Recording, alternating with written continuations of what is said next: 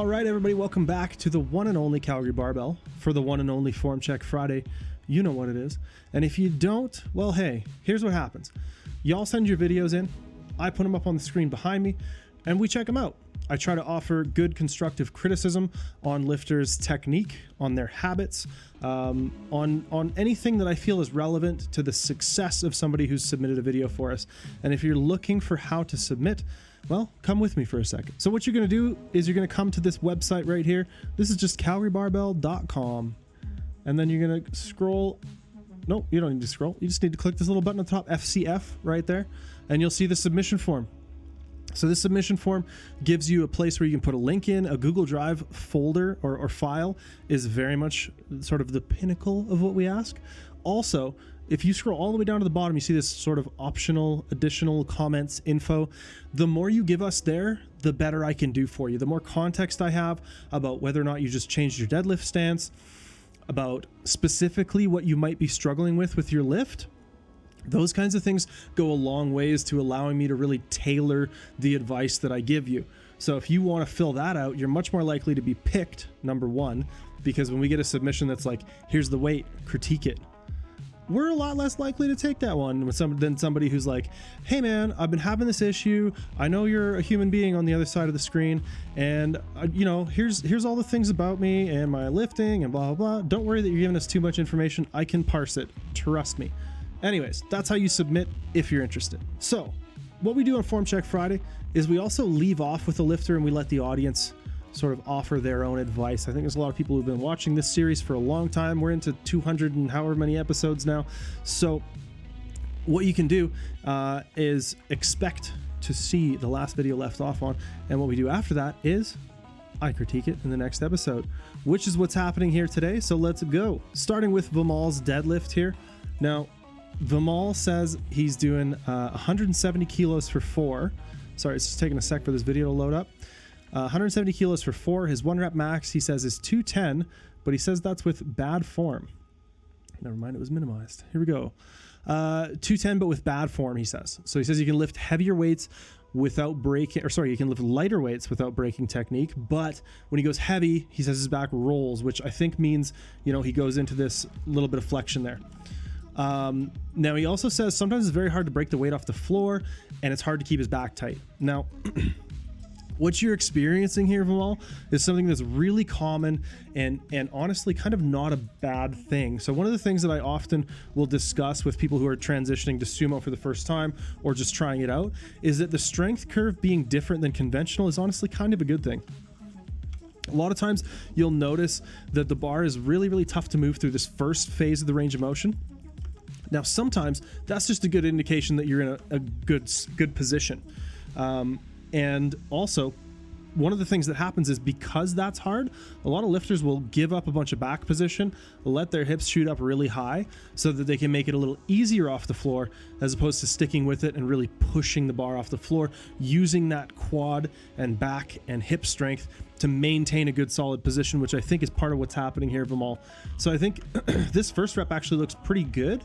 I think you do a decent job, but we're also not pulling the tension out at all. Now, there's a really good video on our channel. I'll get Dylan to maybe link it in the description below.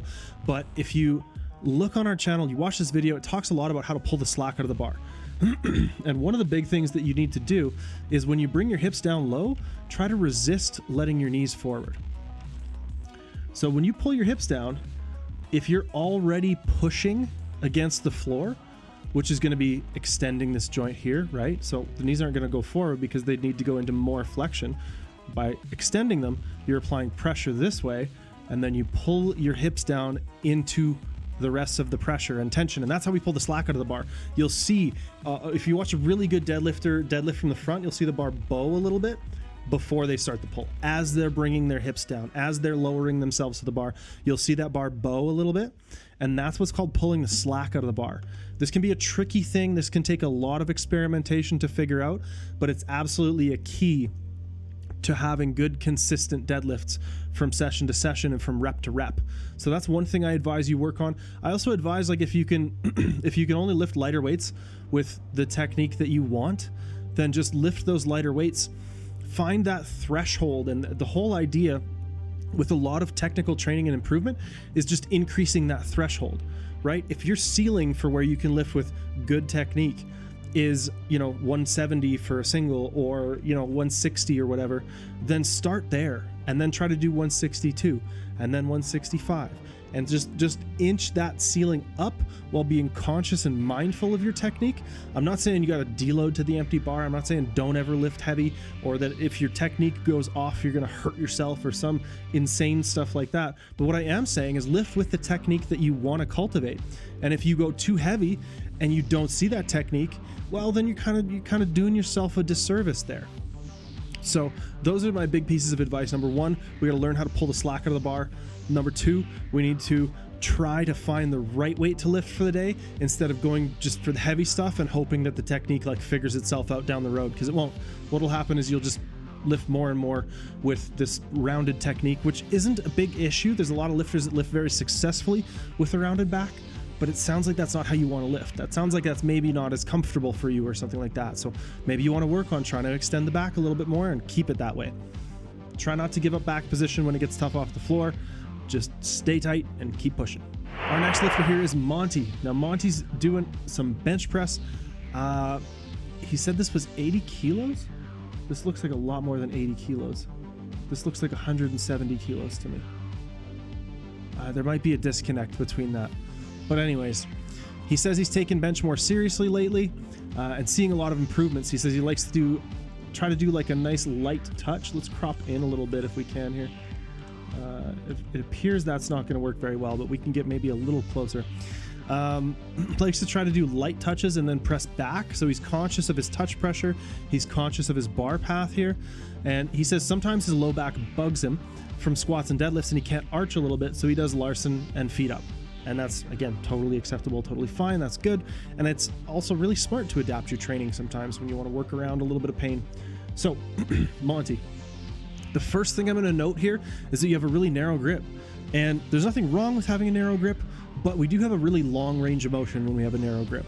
So one of the things I usually have lifters at least experiment with a little bit is widening their grip up a little bit, moving their grip out a little more, so that you can take advantage of a slightly shorter range of motion. And what that'll allow you to do is to maintain a little bit of a more sort of favorable or advantageous position in your shoulder. So with this narrow grip, as you come down, you're kind of seeing the shoulders come up and forward. You're seeing the elbows get a little wide, and then you're having to try to regain that shoulder position, that shoulder blade position as you press. And inevitably throughout a set, we're going to lose more and more and more shoulder position, and we're going to lose more and more and more of that support and that stability, that structure of the upper back that we really need to provide a solid platform to press off of. So if we go a little wider and we can maintain a better shoulder position, we can maintain better tension from rep to rep. We can maintain better consistency from rep to rep. If we can maintain better consistency from rep to rep, we probably get better training overall, and then the bench starts moving. Then we start seeing the dominoes fall. So that's going to be my biggest recommendation, is maybe try benching a little bit wider with your grip. Now, there's a couple different ways to implement this. Number one, you can move your grip just slightly wider and keep doing what you're doing. The other way to do it, which I also really like, is to incorporate a secondary bench day, or a day that's, different than this day, or a different exercise even after it if you're doing some kind of split, like body part split. But separate it into its own movement and train that separately alongside this for a period of time. Probably, I would say at least 3 to 8 weeks. And see if you find some comfort, see if you can develop some consistency, and see if you can get some benefit out of training a little bit wider. The other thing I'd probably work on here, and let's see these presses one more time, is a pause, right? So especially if you're looking to compete in powerlifting at some point, and I'm not sure if you are or not, but if you want to compete in powerlifting at some point, we always have to pause our reps in competition. So it can be really useful to pause the reps in training. Also, even if you're not training for a competition, doing paused bench press, we're going to strengthen the muscles at that joint angle, right? So we're going to strengthen your muscles at that specific joint angle on the chest because they're loaded and they're in that joint angle. Provided you're not just relaxing during the pause and you're keeping some tension into the bar, we're going to train those muscles to be better at producing force off of the chest and better at bearing the load in that isometric contraction, that nice tight pause position on the chest. And all that stuff really adds up to provide better and better training stimulus for your bench over time. So I hope those suggestions help you, Monty. Up next here is Reed. Now, Reed is doing some squats, and this is his low bar squat. So he says he's been incorporating front squats and some below parallel box squats to really try to work on his depth. Now, he struggles with what he called a perceived imbalance. Now, he feels like his right side kind of takes over, and then he finds himself changing positions. He also said he's close to hitting 405, which he's very happy with, and he wants to compete someday. He's just not sure if he's in a place where he can yet. So we're going to touch on that last thing first, just because I'm a really big proponent of, if you want to compete in powerlifting, friggin' do it. Don't wait. That's what local meets are for, is for people who are trying to figure out if they want to be a powerlifter, if they want to dedicate more time and energy to trying to train for this sport. It's not about being good enough or strong enough to compete. And if you're worried about your depth, you're there. You're good. You're hitting comp depth. This looks great. Honestly, these squats are really, really solid. In terms of the perceived imbalance thing, I think it might be better to see a lift from the front or from the back to see if we're a little shifty. But generally, even if I can see the imbalance or the hip shift or whatever, I usually am going to give the same advice. And that would be, again, just load management, right?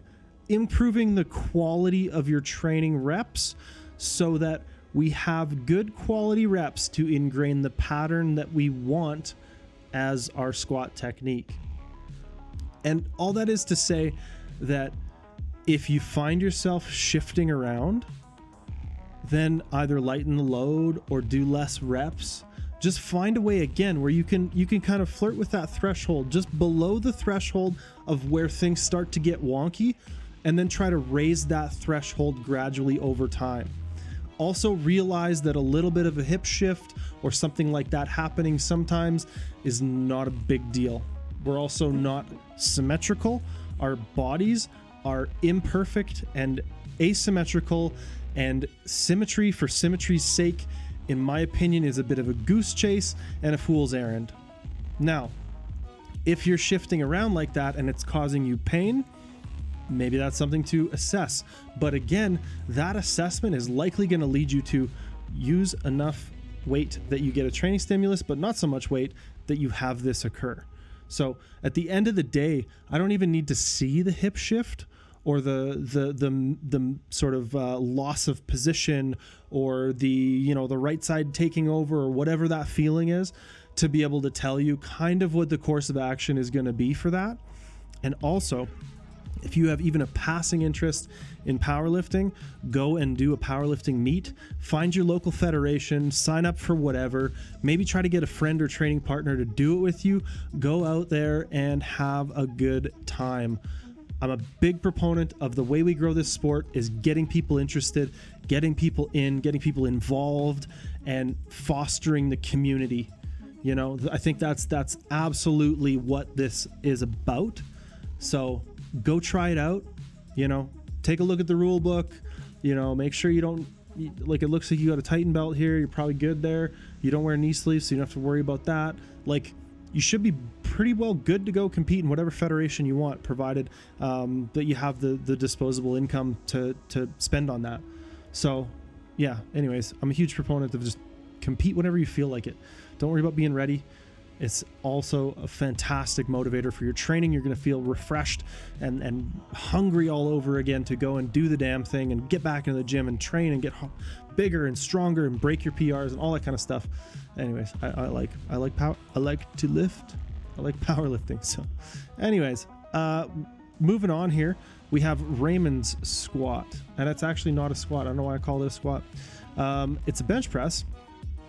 And this is 122 kilos for a single. Now he said this is near his 1RM, or is his 1RM. This is near 10 RPE. Now Raymond's been going to the gym for 4 years. He says he's only focused on powerlifting specifically for about 1 month.